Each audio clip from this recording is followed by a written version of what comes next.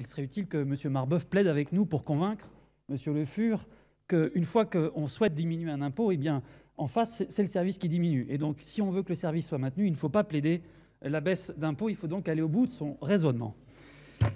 Et puis, pour nos collègues du Rassemblement national, je vois bien la cohérence de demander des baisses d'impôts. Je la vois bien, puisque depuis de longues années de jeunesse, j'ai étudié en finances publiques et j'allais à Nice chaque année écouter Jean-Claude Martinez, grand professeur de finances publiques, homme politique plus médiocre, nous expliquer qu'il fallait supprimer tous les impôts, y compris l'impôt sur le revenu, ce qui avait quand même pour conséquence fondamentale la suppression de tous les minima sociaux et le fait que tous les services étaient payés au tarif réel. Et sur le prix du train, et notamment du TGV, je n'ose imaginer le prix du transport TGV s'il fallait vraiment payer le coût réel du service.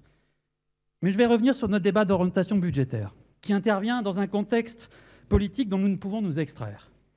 À cet égard, je salue à nouveau votre initiative, Monsieur le Président, d'animer une conférence sociale associant tous les corps intermédiaires bretons, élus, partenaires sociaux et les représentants des Gilets jaunes.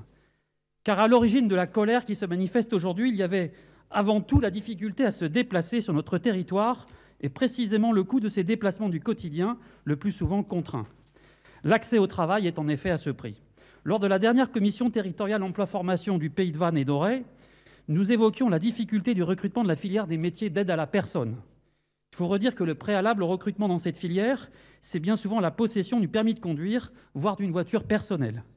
Toujours lors de cette réunion, nous avons pu évoquer les projets de néo-mobilité visant à prêter des véhicules à des demandeurs d'emploi pour 5 € par jour pour ici se rendre à un entretien de recrutement ou là débuter un contrat de travail. Tout cela illustre la capacité de la région Bretagne, au travers de deux de ses grandes politiques, emploi, formation et transport mobilité, à contribuer aux réponses attendues par nos concitoyens pour améliorer leur mobilité sur le territoire qu'ils ont choisi pour vivre. C'est pourquoi je veux ici pointer plusieurs arguments que je considère comme spécieux. Notre région dispose de 2 recettes à sa main, une sur les cartes grises et l'autre sur une partie de la TICPE dont elle bénéficie. Les groupes d'opposition ont évoqué la possibilité de diminuer ces taxes pour alléger la charge fiscale des Bretonnes et des Bretons. Nous nous y refusons pour 3 raisons, me semble-t-il. La première a été évoquée par le rapporteur général. En récupérant la compétence transport des départements, nous récupérons des contrats en cours qui intègrent des clauses d'augmentation que nous évaluons au moins à 2 % de moyenne par an des coûts des services, et ces contrats nous obligent. Il serait financièrement plus qu'aventureux de diminuer nos recettes face à des dépenses dont la croissance est mécanique et sur laquelle nous avons que peu de prise. En élus responsables, nous refusons cet aventurisme. La seconde, c'est que nous ne sommes pas ici dans la situation de l'État qui sous-affecte un impôt sur l'énergie à sa politique énergétique. Notre situation est inverse. Le coût de la politique transport public est bien supérieur aux recettes liées au transport. 402 millions d'euros de dépenses contre 158 millions de recettes pour celles dont nous maîtrisons l'assiette.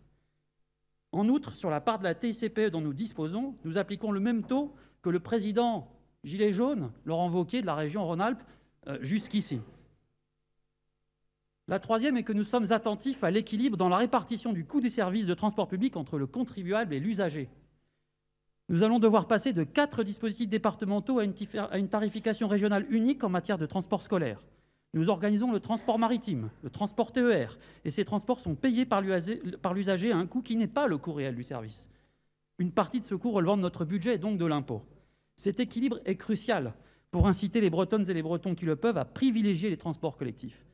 À l'heure où des fermetures de lignes de trains sont annoncées en région Grand Est en particulier, nous faisons un choix fort pour notre système de transport public. Cela se traduit dans l'exercice 2019 par une évolution des grands équilibres de notre budget sur le fonctionnement. Vous l'avez évoqué, notre fameux moins 0,75 de baisse par an passant à moins 0,3 et sur l'investissement, notre PPI passant de 2,7 milliards à 2,9.